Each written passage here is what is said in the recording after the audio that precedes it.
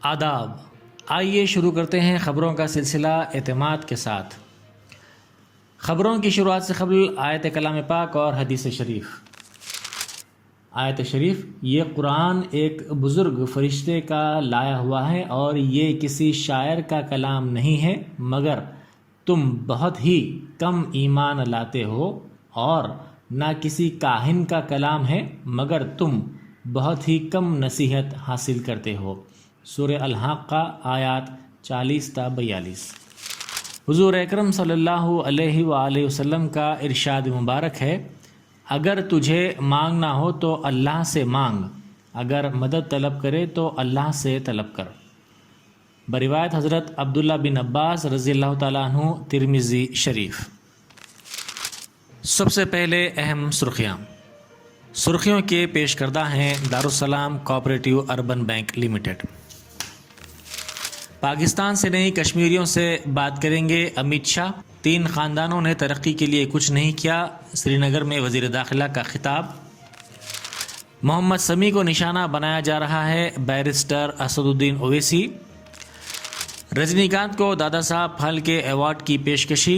Superstar ने फिल्मों में दाखिले के लिए तरगीब देने वाले ड्राइवर को याद किया।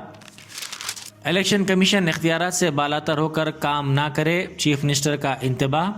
दस्तूर के दायरे से निकलना कबूल नहीं, ऊँची हरकतों से बाज आने का मशवरा। 12% मुस्लिम तहफ़्फ़ुज़ात का मुतालबा, प्लेनरी में करारदाद मंजूर। और चंद्रशेखर राव 9वीं मरतबा सदर TRS मुंतखब। अब खबरें तफसील से। ख़बरों के पेश करदा हैं ओवैसी ग्रुप ऑफ हॉस्पिटल्स, कम कीमत पर मियारी इलाज की सहूलत। मरकज़ी वज़ीर दाखिला अमित शाह ने पाकिस्तान से बातचीत का मुतालबा करने पर नेशनल कॉन्फ्रेंस के सदर फ़ारूक अब्दुल्ला पर बरहमी का इजहार किया और कहा कि हुकूमत इसके बजाय जम्मू व कश्मीर के नौजवानों से बातचीत करेगी ताकि इसे मुल्क का सबसे ज़्यादा तरक्की याफ्ता मुकाम बनाया जा सके।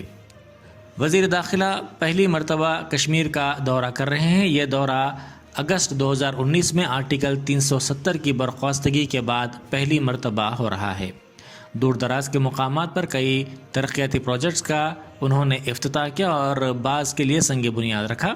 शेर कश्मीर इंटरनेशनल कन्वेंशन सेंटर में एक तकरीब से खिताब करते हुए अमित शाह ने कहा कि मैंने अखबारों में पढ़ा है कि फ़ारूक अब्दुल्ला ने मशवरा दिया है कि हुकूमत पाकिस्तान से बात करे, उन्हें अपनी राय रखने का हक़ हासिल है, लेकिन इसके बजाय हम कश्मीरी नौजवानों से बातचीत करेंगे। उन्होंने कहा कि आर्टिकल 370 की बर्खास्तगी का सिर्फ़ एक मकसद है, वो ये कि कश्मीर, जम्मू और लद्दाख को तरक्की की राह पर गामज़न किया जाए।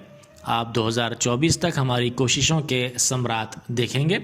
जम्मू कश्मीर रियासत को खुसूसी मौक़िफ़ देने वाले आर्टिकल 370 को अगस्त 2019 में मनसूख कर दिया गया था और रियासत को 2 मरकज़ी ज़ेर इंतज़ाम इलाक़ों लद्दाख और जम्मू कश्मीर में तकसीम कर दिया गया था। बैरिस्टर असदुद्दीन ओवैसी, सदर कुल हिंद मजलिस इत्तेहादुल मुस्लिमीन व रुकन पार्लियामेंट हैदराबाद ने कहा है कि T20 वर्ल्ड कप में पाकिस्तान के ख़िलाफ़ हिंदुस्तान की शिकस्त के बाद सिर्फ फास्ट बॉलर मोहम्मद समी को निशाना बनाया जा रहा है। सदर मजलिस ने कहा कि ये तनकीद मुसलमानों के ख़िलाफ़ बढ़ती हुई नफ़रत और कट्टरपन का सबूत है। मीडिया से बात करते हुए उन्होंने कहा कि जब कश्मीर में हिंदुस्तानी सिपाही मर रहे हैं, हिंदुस्तान को पाकिस्तान के साथ मैच खेलना नहीं चाहिए था। उन्होंने कहा कि कल हिंदुस्तानी टीम की शिकस्त पर मोहम्मद समी को निशाना बनाया जा रहा है। ये मुसलमानों के ख़िलाफ़ कट्टरपन और नफ़रत के बढ़ने का सबूत है। क्रिकेट टीम में 11 खिलाड़ी होते हैं, टीम में एक मुसलमान है और इसे निशाना बनाया जा रहा है। हालिया अरसे में हिंदुस्तान के एक बेहतरीन बॉलर वो साबित हुए हैं। सोशल मीडिया पर इतवार की रात हिंदुस्तानी टीम की शिकस्त के बाद उनके फीके मुजाहरे के लिए उन्हें तनकीद का निशाना बनाया जा रहा है। सुपरस्टार रजनीकांत ने नेशनल फिल्म अवार्ड्स की तकरीब में दादा साहब फाल्के अवार्ड हासिल किया और इसे अपने सरपरस्त आंजहानी के बालाचंद्र, अपने टेक्नीशियन, फाइनेंस, दोस्त, ड्राइवर और ट्रांसपोर्ट के साथी राज बहादुर के नाम किया, जिन्होंने सिनेमा में काम करने के लिए उनकी हौसला अफजाई की थी। रजनीकांत ने एक बस कंडक्टर से अपनी ज़िंदगी का आगाज़ किया था। वो एक बड़े सुपरस्टार बने। انہیں نائب صدر جمہوریہ ایم وینکیا نائیڈو نے وگیان بھون میں یہ ایوارڈ پیش کیا۔ ہندوستانی سینما کے لیے دیے جانے والا سب سے بڑا اعزاز قبول کرتے ہوئے رجنی کانت نے کئی افراد کا شکریہ ادا کیا، جن میں تمل عوام اور میڈیا بھی شامل ہے۔ انہوں نے کہا کہ مجھے یہ ایوارڈ حاصل کرتے ہوئے بڑی خوشی ہو رہی ہے۔ میں اس انتہائی باوقار دادا صاحب پھالکے ایوارڈ کے لیے حکومت کا شکریہ ادا کرتا ہوں۔ میں یہ میرے گرو، میرے سرپرست کے نام بالا چندر کے سر کرتا ہوں۔ میں میرے بھائی ستیہ نارائنا کا شکریہ ادا کرتا ہوں۔ وہ میرے لیے میرے والد کی طرح ہیں، جنہوں نے مجھے عظیم اقدار دیے ہیں۔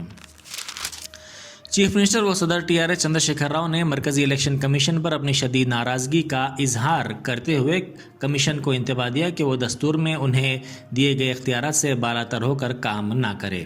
حیدرآباد کے HICC میں TRS پارٹی کے پلینری اجلاس میں خطاب کرتے ہوئے انہوں نے کہا کہ مرکزی الیکشن کمیشن کو دستور کے دائرے میں رہ کر کام کرنا چاہیے۔ ایسا کرنے سے الیکشن کمیشن کی عزت بھی رہے گی، لیکن الیکشن کمیشن دستور کے دائرے سے نکل کر کام کر رہا ہے، جسے وہ قبول نہیں کریں گے۔ چیف منسٹر نے کہا کہ وہ اس ملک کے سینئر سیاسی قائد، ایک جماعت کے ذمہ دار اور ایک ذمہ دار چیف منسٹر کی حیثیت سے الیکشن کمیشن کو مشورہ دیتے ہیں کہ وہ اپنی اونچی حرکتوں سے باز آ جائے۔ انہوں نے کہا کہ حضور آباد اسمبلی حلقے کے ضمنی انتخاب میں ان کے جلسے عام کو منعقد کرنے نہیں دیا جا رہا ہے، جو الیکشن کمیشن کا غلط رویہ ہے۔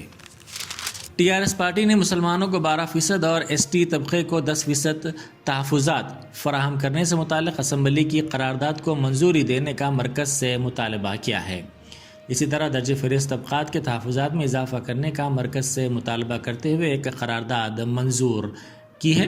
HICC میں منعقدہ TRS کے پلینری کے اجلاس میں 7 مختلف قراردادیں پیش کی گئی، جن میں 7ویں اور آخری قرارداد میں TRS پارٹی نے مرکزی حکومت سے مختلف مطالبات کیے، جن میں پسماندہ طبقات کے افراد کی مردم شماری، مرکزی کابینہ میں BC وزارت کا قیام بھی شامل ہے۔ ساتھ ہی اقلیتوں اور SC ST طبقے کے تحفظات میں اضافے پر بھی زور دیا گیا ہے۔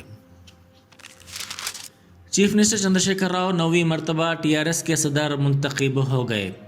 الیکشن ریٹرننگ آفیسر و TRS کے general secretary MLC Srinivas ready نے ہائی ٹیکس میں منعقدہ پارٹی کے پلینری سیشن میں ان کے بااتفاق آرا انتخاب کا اعلان کیا۔